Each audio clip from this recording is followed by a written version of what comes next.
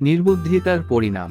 কুয়োয় থাকত একটি ব্যাঙ। কুয়োর মধ্যে সে বেশ সুখেই ছিল, কিন্তু শেষ পর্যন্ত সে সুখ সইল না। তার জ্ঞাতি গোষ্ঠীর অত্যাচারে বেরিয়ে আসতে হলো।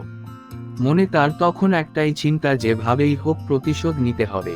কুয়ো থেকে বেরোতেই এক কেউটের সঙ্গে দেখা হলো তার।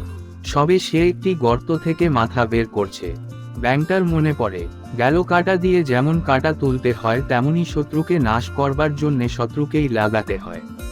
সঙ্গে সঙ্গে সে বলে উঠল, এই যে ভাই, শুনছো? ঘাবড়ে গেল কেউটে। একার গলা। কেউটে প্রশ্ন করল, কে তুমি? ব্যাঙ বলল, আমি ভাই কুয়োর ব্যাঙ, তোমার সঙ্গে বন্ধুত্ব করতে এসেছি। গর্তর মধ্যে থেকেই কেউটে বলল, ঠিক বিশ্বাস করতে পারলাম না, তোমাদের সঙ্গে তো আমাদের জাত শত্রুতা। ব্যাঙ বলল, হ্যাঁ, তবুও আমি সজাত শত্রুদের অত্যাচারে জ্বালাতন হয়ে জাতশত্রুর কাছেই এসেছি। কেউটে বলল, তা আমাকে কি করতে হবে? তোমাদের জ্ঞাতিদের খেয়ে শেষ করতে হবে। ব্যাঙ বলল, ঠিক ধরেছ ভাই। ব্যাঙ বলল, আগে গর্ত থেকে বেরিয়ে এসো তো।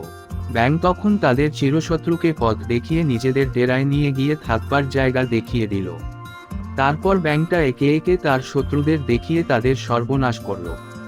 এইভাবে সেই ব্যাঙ ছাড়া সমস্ত ব্যাঙ পেটে যাওয়ার পর কেউটে বলল, ওহে, সব তো শেষ, এখন আমি আর কি খাবো? এদিকে যে বড় খিদে পেয়েছে। ব্যাঙ তখন মনে মনে এক ফন্দি এঁটে বলল, বন্ধু, আমি তো রয়েছি, তোমার কোনো চিন্তা নেই। আমি এখনই বাইরে গিয়ে অন্যান্য ব্যাঙদের ভুলিয়ে ভালিয়ে এখানে নিয়ে আসছি।